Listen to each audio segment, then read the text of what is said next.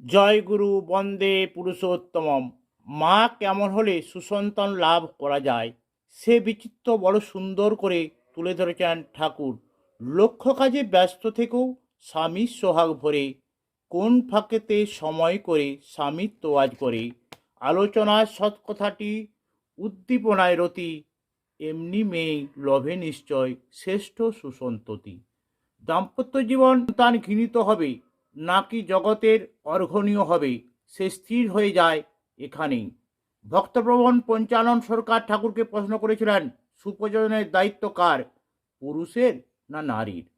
শ্রী ঠাকুর একটু বিলম্ব না করে উত্তর দিয়েছিলেন নারীর।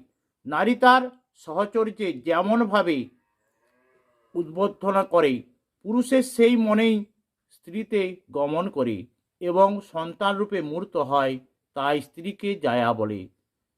প্রশ্ন করা হলো, বড়লোক প্রতিভাবানদের অনেক সময় কুসন্তান হয় কেন? শ্রী ঠাকুর বললেন, বড় মানুষ কখনো কখনো এমন হয়, এতটাই অদ্ভুত ভাসিত হয়, এমনটাই অভাব হয় যে স্ত্রী তাকে রিচ করতে পারে না, তার নাগাল পায় না। এমন স্থলে সন্তান স্বাভাবিক হয় না। মহাজ্ঞানীর সন্তানও মূঢ় অপগণ্ডক হতে পারে। স্ত্রী যদি তার স্বামীর প্রতি কর্তব্য ব্যবহার দ্বারা স্বামীর মনে এমন অভিঘাত জন্মায় যার দরুন ডিফর্মিটি ঘটে যেতে পারে। সন্তান জন্মের পর মা যখন তাকে স্তনপান করান, তখন নামময় হয়ে থাকতে সন্তান এমনতর ঝগড়াঝাটি কান্নাকাটি করলে, আর এরকম শ্রী ঠাকুর বললেন, আধুকতার সময় হতেই করে করি যা শিখাবি, সেইটি হবে মোক্ষম ছেলে হিসেবে চল নয় প্রস্তাবি। শ্রী ঠাকুর এ কথা বলেছিলেন। তোর মাথায় গোবর পড়া সন্তানকে এমন কথা বলতে নেই, অনুসন্ধিৎসাকে চাপা দিতে নেই কখনো। শ্রী ঠাকুর বললেন, পারে না ছেলে এমনতর বুদ্ধি ও ভাব এনে ফেলে, মাথায় কিন্তু নেই ধরাতে, ওতেই জানিস নষ্ট ছেলে।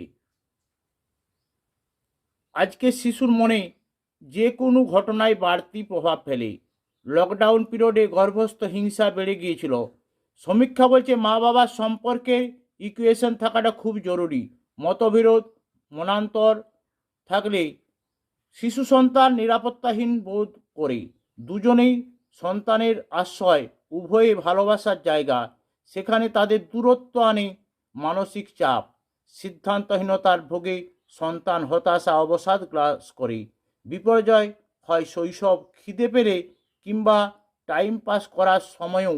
বাচ্চারা অনেক সময় দুষ্টুমি করে, বোঝাতে হবে। হতভম্ব হয়ে তারা যেন মা বাবাকে এমন শান্তি তারা পেল কেন।